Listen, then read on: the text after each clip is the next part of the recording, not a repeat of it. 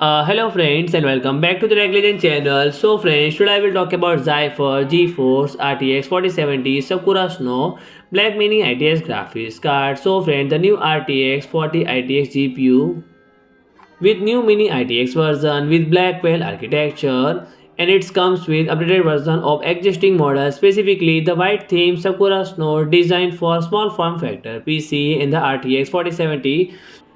Sakura Black Snow is not a factory overclock GPU, its future. The AD104 GPU with 5888 CUDA cores and 12 GB of GDDR6X memory. So yes, the model use GDDR6 instead of GDDR6 as used by updated 4070 model, and it's also not a super variant.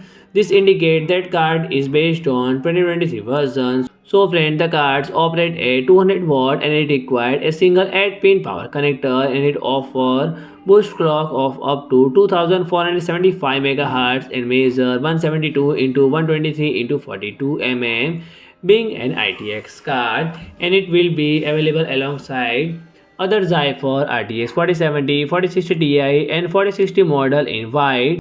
So friend, if you like my video, please do like, share and comment, and don't forget to subscribe my channel and press the bell icon.